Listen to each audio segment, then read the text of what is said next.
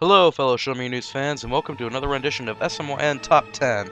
My name is DQP, and I'll be your guide through this next list. Like any good person, I love villains. Bad guys make for some of the most interesting characters in any medium, let alone games.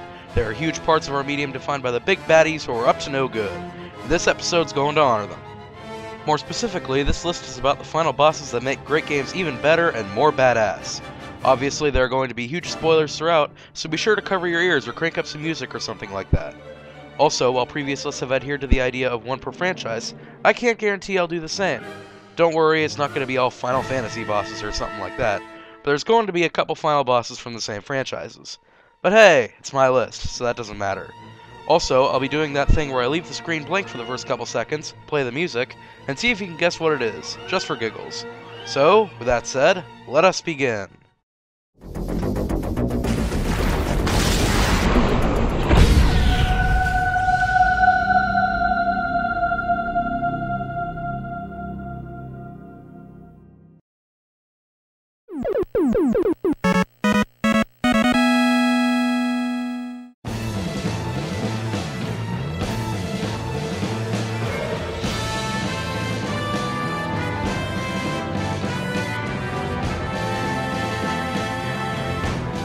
Now, I'll be the first to admit that I'm not the biggest Sonic fan, at least compared to the rest of the Show Me News community.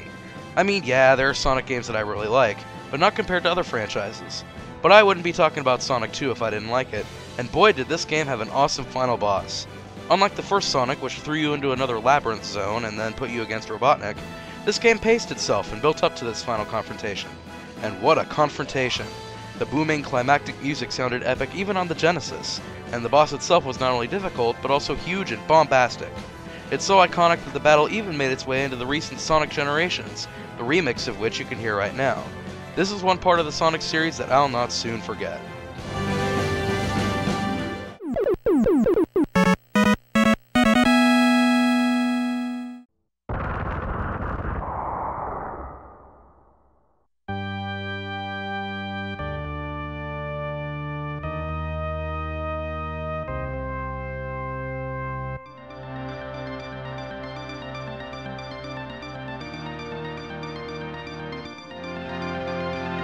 Anyone who knows me knows that the Castlevania series is one of my favorite video game series of all time, right up there with Paper Mario and Metroid.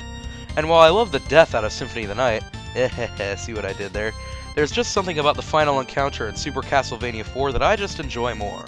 Unlike Symphony of the Night, which makes you really work to fight the real final boss, even forcing you through an upside-down castle, this game just naturally lets it happen, which, like Sonic 2, lets it build up to it and pace itself. You get this feeling that this is really the end, without feeling like the cop-out endings of Symphony of the Night. It also takes everything you've learned throughout the game and applies it to the battle, making for a deliciously difficult and yet satisfying final fight. The triumphant music can't hurt anything either.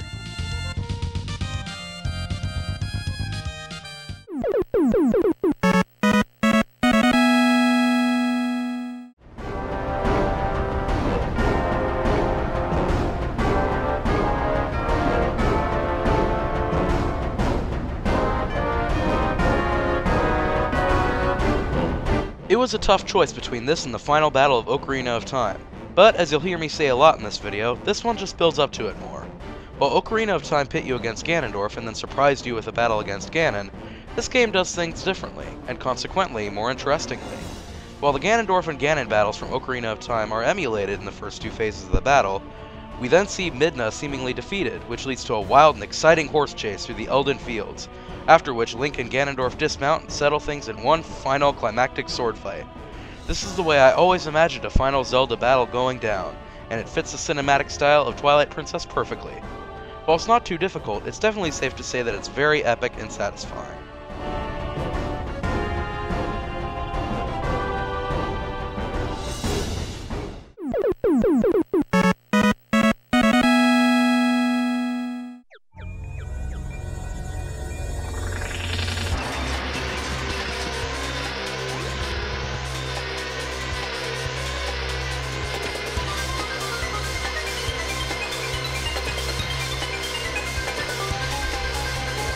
This is one of the first game enemies that truly scared me as a kid, and keep in mind, I'd played through the first two Metroid Prime games by then. This scared me more. This is one of the few bosses I've faced that truly feels intimidating, and yet I feel incredibly motivated to fight and win. I mean, it's Peach. A demonically possessed Peach, sure, but Peach nonetheless. There have been very, very few times where the Mario franchise has grown a few teeth and become truly dark, and this is one of them. And not only is the Queen frightening, she's also difficult. If you don't pack a few life shrooms, ultra shrooms, and jam and jellies with you, then your chances against her are pretty much zilch. It's also a boss that truly throws you off. You'd expect to defeat Grotus and prevent him from getting the treasure behind the door, but he ends up succeeding and unleashing this monster upon you. This was a really dark turn for the Paper Mario series, as well as the whole Mario franchise in general, and I couldn't love the fight any more for it.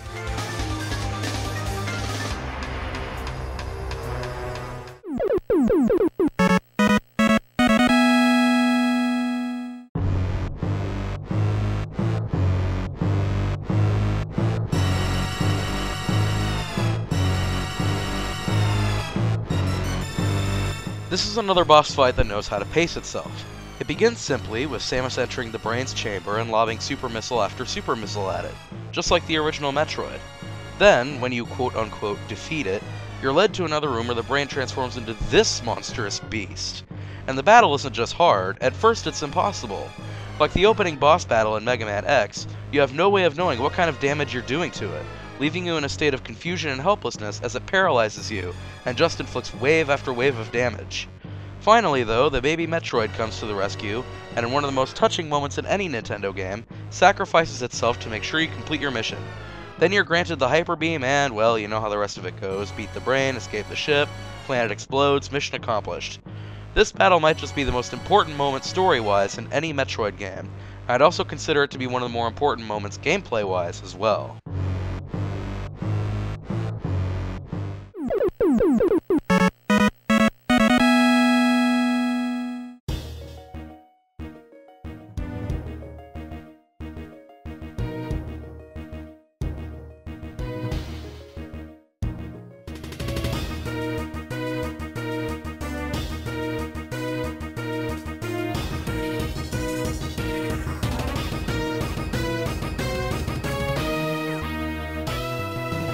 You know how the stories of most Pokemon games go. Beat the gym leaders, beat whatever evil team's behind the end of the world, beat the Elite Four, and that's it, you're done. Go have fun in the battle frontier.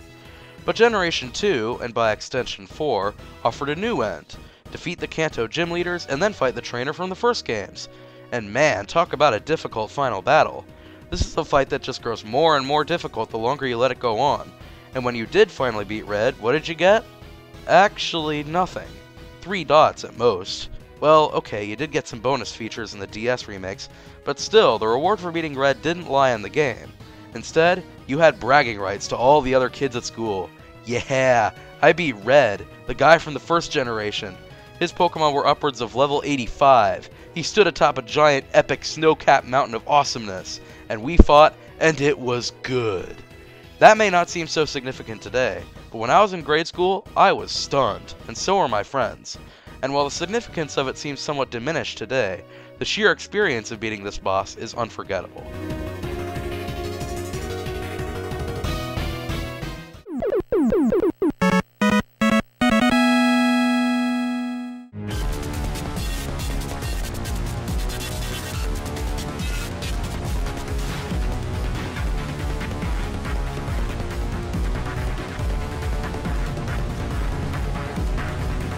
When the original Portal came out, I didn't think any villain in this game generation could top GLaDOS.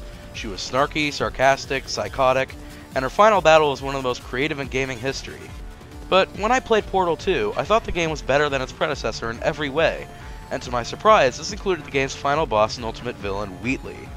I'm just gonna say it right now. Wheatley is my favorite villain of this generation.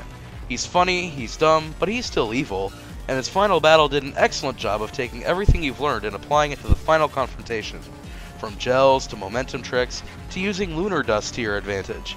Not only is the final battle great gameplay-wise, but there are moments within it that are just genius. The corrupted cores you have to attach to his body, his wisecracks as you fight him, and especially the incredibly loony way you defeat him in the end. This is an amazing final counter and an already incredible experience, and a great way to end the phenomenal experience that was Portal 2.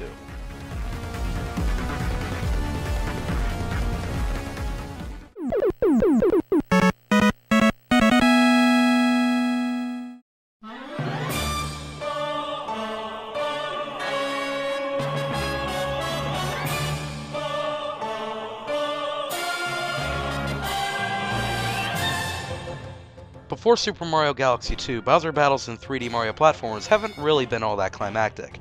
I mean, yeah, it's epic and all, but come on, it's the same thing you've been doing to him in the last few Bowser levels. New Super Mario Bros. Wii changed that by suddenly growing Bowser to an enormous size right after you initially defeat him, catching you off guard and keeping you on your toes. That's great, but Super Mario Galaxy 2 really upped the ante by throwing Mario in a zero-gravity environment, while a godlike Bowser throws giant punches at you, giving you ground-poundable planetoids as your only weapon.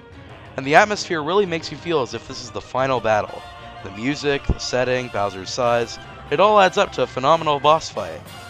But Super Mario 3D Land also had an equally epic and satisfying battle. It replicated New Super Mario Bros. Wii's final battle by inflating Bowser's size and having him chase you through a giant obstacle course in a race to the end switch. It was also tense, exciting, climactic, and if you didn't keep your wits about you, difficult. And, well, that's exactly how I'd expect a Mario game to end. Ultimately, I couldn't decide which Bowser fight was better, so I threw them together in the same spot. If you don't like it, hey, it's my own list. And I'd bet you'd also be hard-pressed to decide which of these was more epic anyway.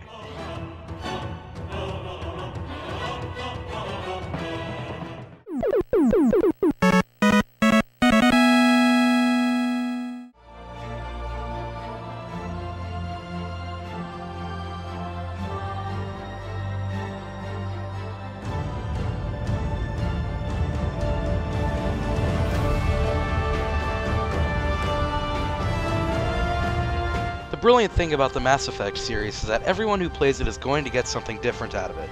Who lives, who dies, what galaxies are saved, who to trust.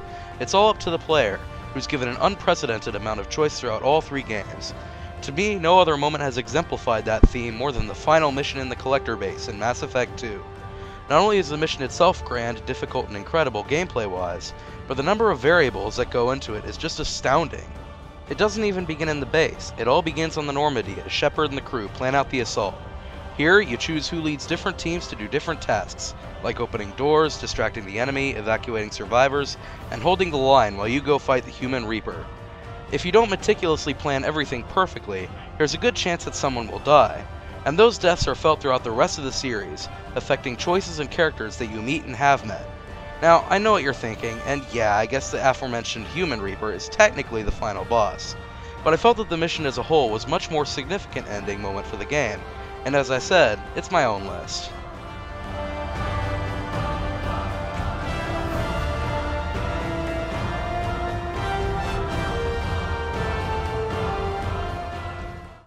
So, let's recap. Number 10, Robotnik from Sonic 2. Number 9, Dracula from Super Castlevania 4. Number 8, Ganondorf from Twilight Princess. Number 7, Shadow Queen from Paper Mario 2. Number 6, Mother Brain from Super Metroid. Number 5, Red from Pokemon Generation 2. Number 4, Wheatley from Portal 2. Number 3, Bowser from Mario Galaxy 2 and 3D Land. And number 2, the Suicide Mission from Mass Effect 2. And the number 1 final boss battle of all time is...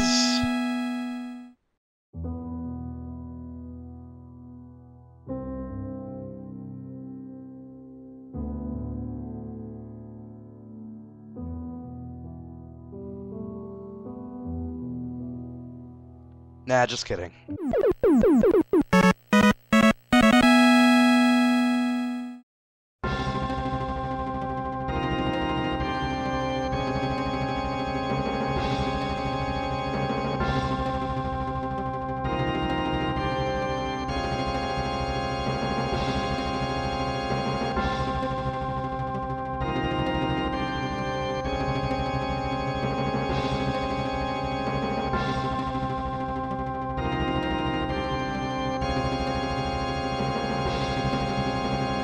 Kefka. There's just so much to say about him. He's diabolical, he's insane, he's psychopathic, and his final battle is the best damn final battle in gaming history. Like Symphony of the Night, the game builds up to what people like me call a Disc 1 final boss. A boss that appears to be the final boss, but ends up being a segue to a whole other part of the game. The game paces itself just to trick you into thinking that it's the end, when in fact it's only just begun. After gathering your party in the world of ruin and making your way to Kefka's tower, the ultimate final battle begins to decide the fate of magic and the world. This is one of the few games that gives you the sense that you're really going up against a god, and it shows. From the biblical imagery, to the organ and choir and the awesome track Dancing Mad, to Kefka's final attack, everything is hyped and paced to make this feel like the ultimate climax that it is. Even the Super Nintendo's limitations can't limit the epicness of this final fight. Hell, Dancing Mad itself sums up the battle perfectly, with moments that tie perfectly with the battle, such as the spine-chilling organ piece that plays as Kefka prepares his final, ultimate attack. Look up Final Battle in the dictionary, and I guarantee you'll see Kefka somewhere in there. This was the perfect end to a perfect RPG experience.